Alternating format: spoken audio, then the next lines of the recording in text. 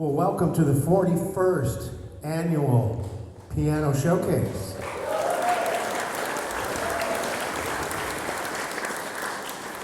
So, after today, we will have heard 246 piano players. Right? Has it always been 6, or has there been? It's changed. It's changed. Okay, roughly. Okay, good. Just want to let you know about some upcoming concerts, and also that the Jazz Jam session at the Mark on the 2nd and 4th Tuesday of the month is going to go on all through summer. So if you need your fix in the middle of the summer, and I think 2 tacos for $6, go see some jazz at the Mark from 7 to 9 p.m. The next concert the Jazz Federation will be sponsoring, I'm really excited about. This one, I wanted to do it in 2020, but we know what happened there. Because August 29th in 2020, it would be Charlie Parker's 100th birthday. But this year, on August 29th, it's a Saturday, and it's going to be Bird's 106th birthday. We're going to do a concert with many arrangements from the Charlie Parker with Strings album. So we're going to have a full string section. We're going to have an oboist, a French horn, a harp. Yeah, it's going to be awesome. And jazz rhythm section and featuring different saxophonists that you have seen if you've ever seen one of my Saxophone Summit concerts from previous years.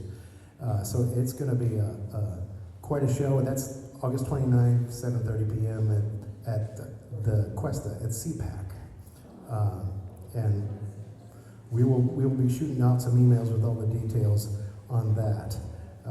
So that's the first concert after the summer is over, and then the next one that we know of so far is going to be October 24th right here, and we're bringing back Bruce Foreman to play with the Central Coast Heavies right here on this stage, and that's going to be fun with Daryl, and I think Ken's playing bass on that one, and Marshall and Inga, myself, and Bruce Foreman, so that's going to be a great show.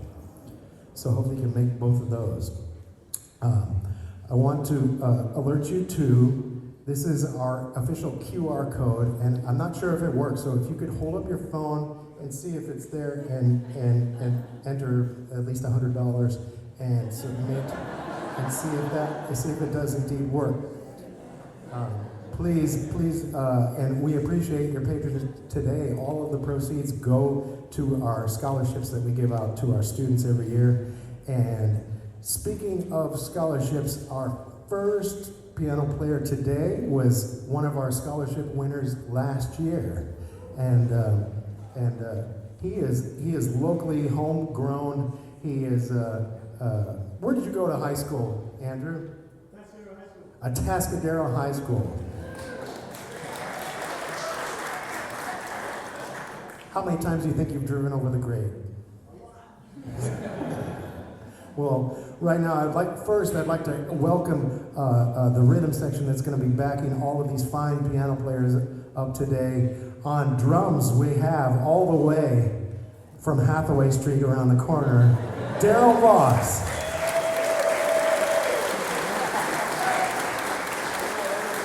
He got lost in traffic. And on bass from the metropolis that is Morro Bay, California. What is that? Are those trees? Smoke. Oh! Those are Levi's. That's Jones' dog. Yeah. When Levi comes to practice, he gets. But if you're hungry, man, go for it. They're high in fiber, I think. Dylan Johnson.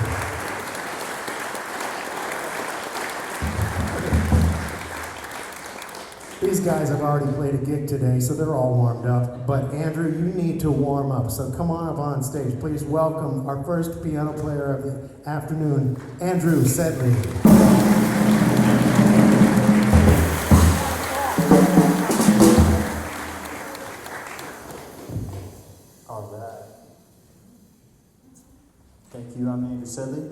I'm going to announce my tunes and talk right now, and then I'm not going to stop until I'm done playing. So, I'm Andrew. I'm playing If I Were a Bell, In Your Own Sweet Way, and Vibin'. So I'm going to give a quick backstory because I prepared a lot for this and I want to share it. I think it's really cool. So, May 26th, which was like 5 days ago, was Miles Davis's 100th birthday, which is pretty cool. A lot of you guys probably know that. Also, Sonny Rollins died the day before. And I just also, when I found that out, researched this, and In Your Own Sweet Way is a recording of Sonny Rollins and Miles playing that together, which is really cool.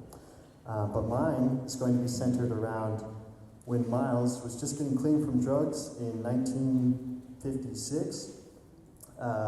He was just launching back in, he was super serious. Everybody realized, wow, this guy's actually really good, and he's not distracted anymore. So Columbia Records, which was the headline at that time, was like, all right, we want you. So he wanted to ditch Prestige Records, but he still had to make 4 albums for them. So in 2 different dates, in May and October, they went into the studio for 1 day and recorded 2 albums each day. So I'm gonna reference like a bunch of tunes. So hopefully you recognize them, some of them, and they're all from that 4-record collection. And yeah, it's just a special collection to me, and I'm happy to try out this. Also, in 1956, Miles Davis would have been 30 years old, and I'm also 30 years old. So there's another fun fact. So I hope you guys enjoy. The last tune is called Vibin', because those 4 albums are called Cooking, Relaxing, Steaming, Working, and so my tune is called Vibin'. Hope you guys enjoy.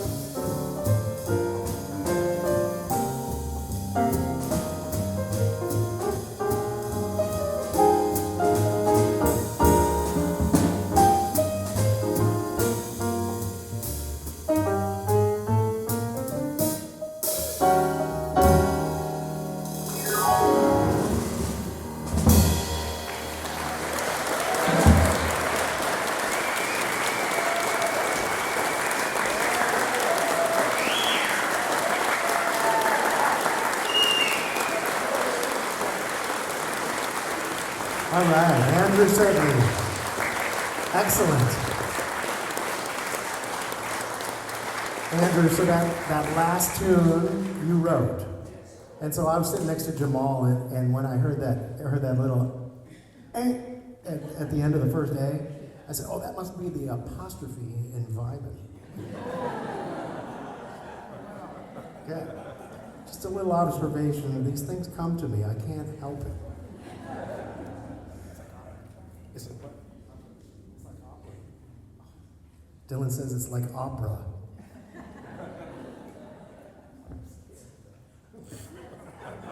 I don't know how to react to that. We're not at the opera today, but if we were, it's swinging already. So.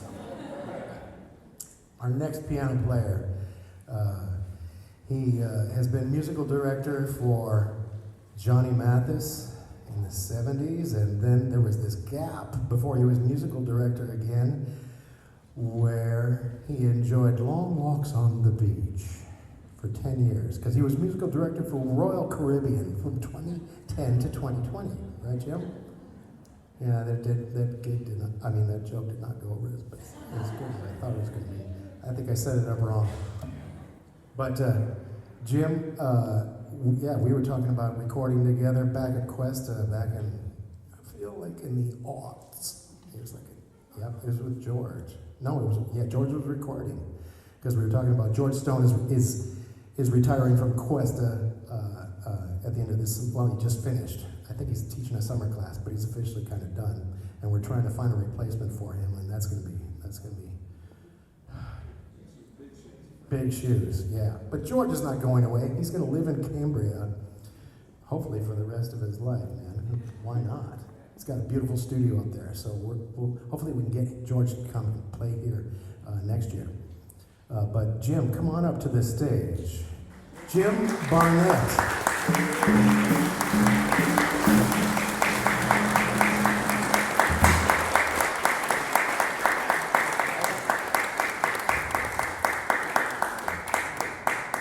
I want to say a special thank you to Paula Schaffner for putting these lovely programs together. Thank you, Paula. Where are you? Are you here? Okay. Oh, hi. Thank you, Paula. Awesome. That way I can keep my notes on here, and it really helps me so much. That was not a joke. But Jim, it is your stage now. All right. Oh, by the way, another observation was, it was interesting because you did a segue and a segue, but you had to adjust yourself. Was it in between songs? It was pretty cool. Remind me of Jackie Gleason in that billiards movie where he just washes up and then he goes, beats Paul Newman. Random. The things that pop into my head. Jim, take it away. Yeah, Okay. I'm at that age too. end of the semester. Those most people in this room, anyway. I know what you're thinking. What is this? What are you doing, Barnett? A sprinkled sugar ad from the 60s, really? Somebody posted recently, if you can't remember why you walked into a room, but you can remember all these jingles, you're my kind of people. My baloney has a first name. I don't want to grow up. Give me a break, give me a break. The best part of waking up, Folgers in your cup. Right, so you know this stuff. Anyway, it was 1963, I was 14. I started writing arrangements for the jazz band at the high school. I grew up in Fresno. Anyway, so all these jingles were what they were. You know, they all sounded the same after a while. There's one show, I forgot what show I was watching, but this ad came on for Speckled Sugar, and the music, so wait a minute, that's really a good tune. That's a full-blown, 32-bar AABA tune, bossa nova, and I thought, that doesn't sound like the other ones. This is really good. So I wrote it down, and then recently I was going through all my old stuff in a box somewhere, and I found the handwritten copy where I had actually made a cassette recording of it so I could, play it over and over again. But I finally wrote it down, and Anyway, I hope you agree that it's as good as I think it is, okay? One, two, three, four.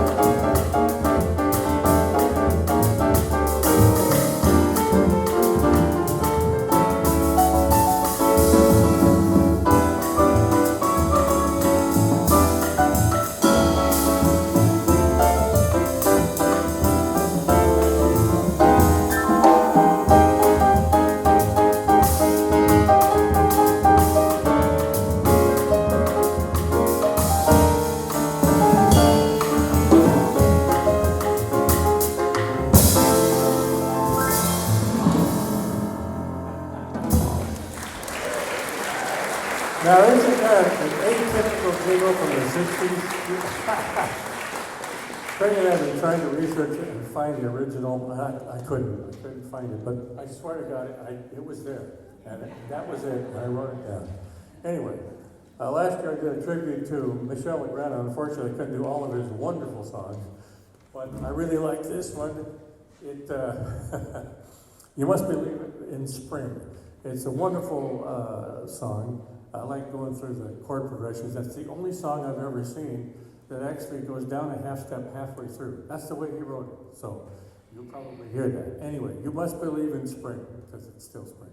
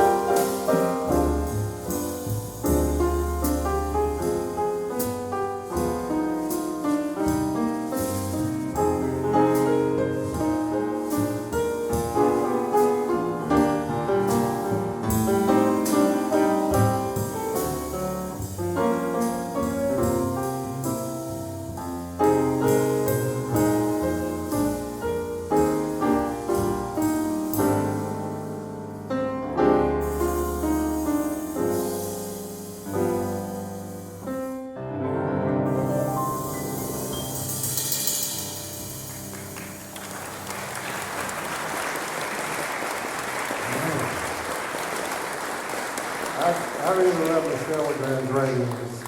He's no longer with us, but he was an amazing composer. Everything from Umbrellas of Cherbourg, It Takes Forever, Windmills of Your Mind. I mean, it goes on forever. So many songs that he wrote. Anyway, if you'll indulge me in a moment of shameless self-promotion, the next song we're going to do, and last song, Just Friends, is the title song of an album that I did with Darrell and James Gallardo when we were the Jim Barnett Trio 5 years ago. We recorded it up in Painted Sky. At the time, we were working up in Paso Robles on the Amsterdam Coffee House, and then eventually Libretto. We opened Libretto in October of '71. And so we were up there for a couple of years. Anyway, this is the title cut from that album, Just Friends. It's on Spotify and Apple Music, but it's free on YouTube. Now, if you go to YouTube and you type in Jim Barnett Trio, there's another guy, Jim Barnett, is a guitar player. He has a Jim Barnett Trio. If you type in Jim Barnett Trio, look for the green logo, and you'll see it's called Just Friends. Real quick, I'm missing George Garcia. He's not here today. The reason is he leased the corner jewelry store at the old Anderson Hotel at Morrow in Monterey about 5 months ago. He's an architect, so he gutted it. He made it into coffee shop by day, nightclub by night. In fact, he's playing there tonight at 7 o'clock. But the reason I'm mentioning that is because I'm playing there next weekend, Friday, Saturday, and Sunday, from 7 to 10 at George's place. It's called Anderson Social. And as a matter of fact, Dawn, who's starting the second half of our concert today, she'll be playing there the week after me on Friday, Saturday, Sunday. So I just thought I'd mention it. Like I said, shameless self-promotion. Anyway, Just Friends. All right, ready? 1, 2, 3.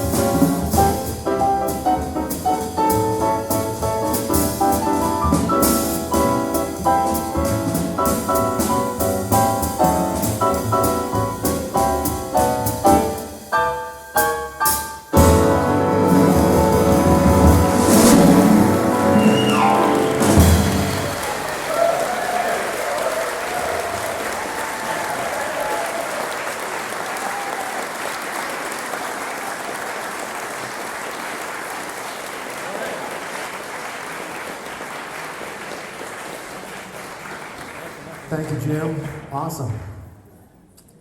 It's great to hear you guys too.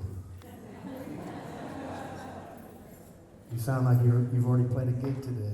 I think you have. Speaking of playing gigs recently, our next pianist, who allegedly has moved out of town. He moved to Sedona, Arizona, yet he was seen playing at Puffer's Friday night and Anderson's Social last night. So he's all warmed up. He's ready for us. Please welcome Mark Bocchicchio.